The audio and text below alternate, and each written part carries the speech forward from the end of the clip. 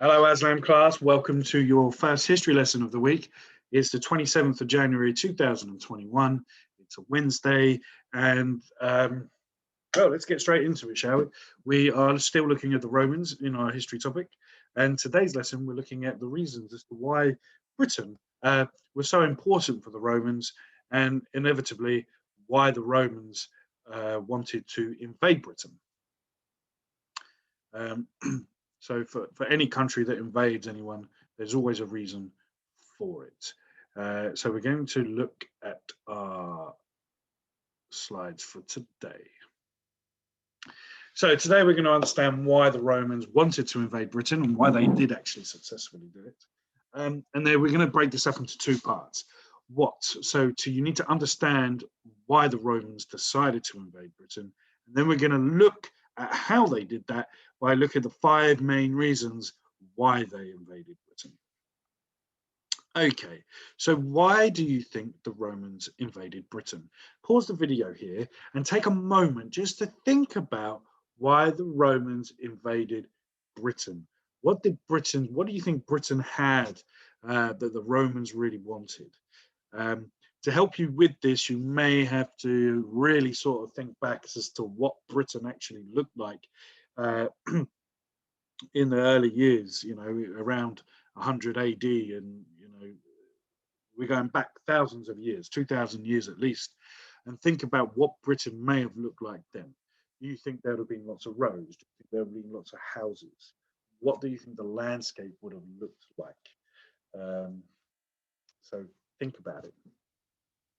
And then you don't have to jot any ideas down, just have a little think about it. And then when you're ready, you can unpause the video and you can carry on. So Britain had lots of goods that the Romans wanted. Things like lead, wood. Britain was pretty much a big forest back then. There was lots of wood around. Wood was a big thing that the Romans wanted. Tin. You may be able to still see tin mines if you go somewhere in Cornwall or in Devon. There's lots of old ruins now that used to be tin mines, and mines are basically where people dig tunnels underground, and then they chip away at the earth's crust underneath the surface, and you can find all sorts of minerals down there. And Britain had lots of tin. Tin mining was still going on up until the turn of the 19th century, so it was still quite good. We still use it today in many things. Wool, lots of wool, lots of livestock that had wool. Slaves. Now this was an important one for the Romans. Romans liked to have slaves to get them to do their food, cooking and cleaning and anything else. And Britain had lots of people there, living there, that the Romans could then take and capture and turn into slaves. Britain, believe it or not, actually had lots of gold at this time as well, and silver. And it was good land to grow corn. So lots of reasons as to why the Romans wanted to take over Britain, because Britain had a wealth of resources that the Romans would use and could use, which they did. So let's have a look at these in a little bit more detail. So as an empire gets bigger, as the population grows and an empire gets bigger, you've got to be able to feed everyone there. Otherwise, your empire will crumble, and you don't want that to happen. So you need to make sure that there's plenty of food to go around. So more Romans started living in towns, even fewer people in the countrysides to grow crops. Rome needed to import food, and Britain was a very fertile land. So they were planning to use Britain more as a farm, big farm, where they would grow lots of crops and send that all to mainland Europe, to the Roman Empire. Now, the raw materials. Britain had a good supply of sheep, and wool was needed for making Roman togas. And, in different parts of the empire, sometimes it got really cold in the winter months. So wool was very good to help keeping that body heat in. We still use wool today for many of our clothes to help us contain our body heat so that we feel nice and warm in the winter months, like now. They also had lots of leather. Okay, now the Roman army used lots of leather in their uniforms and in their tents. Leather is actually quite a good form of armor, that, you know, because it can be quite thick, and for a blade or a sword or a spear to penetrate leather, and that penetrate means to pierce it, so it goes through, can take quite an extreme amount of force to do so. It all depends on how sharp, of course, the blade is, but leather was used in everything. They'd put their leather on and then put the Roman armor over the top just to give them that extra protection. The leather was used in many, not just the Romans, many different civilizations and cultures use leather as a form of armor. Sometimes they even used to put it onto their shields. They also used it as tents as well, and it was also used to make buckets. Leather is quite a thick material. It's waterproof to an extent as well, so it can hold water and liquid. And they just used to sort of tie strings around the top of it and make a kind of bucket shape. It wasn't like our buckets that we have today, but you could scoop up water with it and you could drink from it or wash or whatever it is they wanted to use it for. Silver. Silver, it was a valuable metal, and the Romans used to have coins. Okay, and you can see here in this picture, we've got a Roman coin with a picture of an emperor on there. I can't really tell which emperor that is. Not 100% sure. I can't read it, but there we are. That would be an emperor Rome, very similar to our coins today. We have the queen's head on our coins, and that is yeah, very good.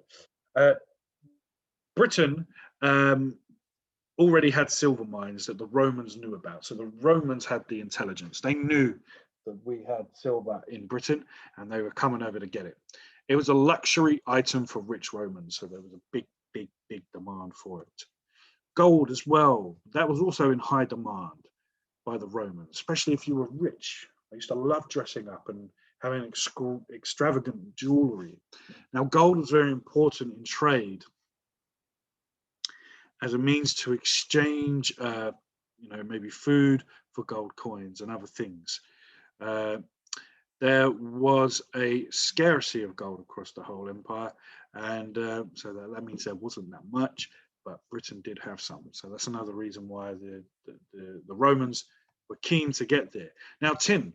We have tin mines. We've still got tin mines up today. You probably won't see them around this area, but definitely, if, like I said earlier, if you go to Cornwall or if you go to Devon, you'll definitely see them around there. Now, tin can be mixed up with other metals to make them strong. We call that an alloy. Okay, so when you mix two metals together, you get an alloy. And tin was very good. Tin is very good. It melts very easily. It binds very well with other metals to make other things. And the Romans used it, obviously, for cups and plates and other things that would be useful. Now, the Romans did use a lot of lead. Now, lead was really useful for the Romans, and Britain had a very large supply of it. Romans introduced sewers. They introduced underground heating in their villas, and they used the lead to make water pipes and plumbing systems for them to happen. Now, lead was also used to make coffins as well. And the reason that being is that, I don't know whether the Romans actually knew it, but if you put lead in a coffin, it actually keeps it very airtight, meaning that it slows down whatever's inside the coffin will stay preserved. Now, power. Romans wanted to show the world that they were powerful. And to believe it or not, in Roman times, they probably felt that they had conquered pretty much the whole of the world that they actually knew. The only part of the world they didn't really conquer was Asia. Now, the Romans didn't just want goods from Britain. They wanted to invade to show how powerful they were. And by conquering more and more countries and making their empire bigger, it made Rome more powerful. Now, the Romans also believed it was their duty to do this and make the world civilized like them. Believe it or not, they probably were a little bit more civilized than some of the tribes and civilizations around at that time, but they did do some horrible and rotten things as well. So read the quote on the next slide to see what they believe about. Remember, you are Roman. It'll be your job to rule over other countries so that the world becomes a peaceful and everyone obeys Roman law. And that was written by Virgil in 20 BC. So you can see that that is what the Romans believed back then. So if you was an ordinary Roman, you would have actually had this strong belief that your job as a Roman citizen was to rule over other countries so that they could become like us and be peaceful like us. And that would be your argument. You know, if you went off to Britain and you were a Roman, you'd be like, look, we're here to do good. We've come to invade, so you can learn off of us. You follow what we do, we be peaceful, and you can become civilized like us. That's what it was like then, back then. And if you were Roman, this is what you would believe in. So what do you think about that? Do you think that's a good belief to believe in? They also had ambition. So yes, they became more powerful and more popular. Now, the first actual invasion of Britain took place because Julius Caesar was very ambitious, okay, and he tried to invade Britain beforehand. Now, when Claudius had just become emperor in the 1st century BC, he wanted to prove himself as a good leader, and that's when he invaded the British Isles. Now, the British had been helping the Gauls fight the French. Gauls were what we now know as French or France, fight against the Romans. The Romans wanted to punish Britons for supporting, making sure that they could no longer do it. So, what you're going to do for your task today is the following. You can draw a spider diagram using the following headings to include key information about each part. You may need to go back over the slides or over the video to see what I've said about that. And obviously you can add your own stuff if you've got other things at home that you can use. I'm going to show you that this is actually accessible on the Teams website. So if you go into Teams and we go onto our Teams here, I put this for resources for home learning. So if you click on that button there, and then we go to the files up here. Now, this week is the 25th of January. So we're going to start, this is the week of the 25th of January. And you can see here, we've got our history lesson here. All you need to do is click on it, and it will open up this file for you. From here, okay, you can, if you wanted to, you can print it off if you've got a printer. If you don't have a printer, what you can do is, let me see here.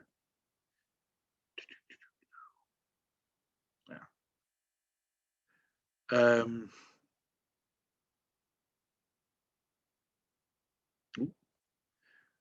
was hoping you would be able to edit or add to it. Maybe not, which would be a shame.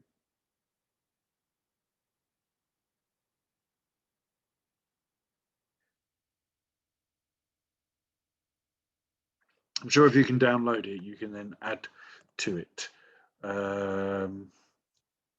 Here we are, sorry, insert and click on text box. And then your text box will appear here. And then you can edit it if you like. And then you can save it to your computer, so then you can upload it to Tapestry. Do not save it back up onto this Teams page. So when you save it,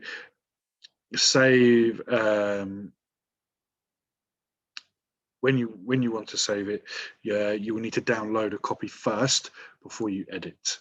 Okay, so don't edit on the Teams. Just go to here and download, and you'll be able to download your own version of it, which then you can edit. If you start editing this one, it's going to edit it for everyone. So if you do your work on here and then someone else comes on and does it, you're going to lose all your work. So make sure you download it first if you want to edit, and then you can post that up onto Tapestry. Or you can print it out, or you don't have to. You can make up your own on a piece of paper. It's entirely up to you. So that is your lesson over with for today. I'm going to stop sharing my screen. Any questions about the Romans, please do ask. I'm on Teams all day long. Go to the tab where it says questions for Mr. Langford and write your question in, and I'll get back to you as soon as I can. Right, see you later, guys. Goodbye.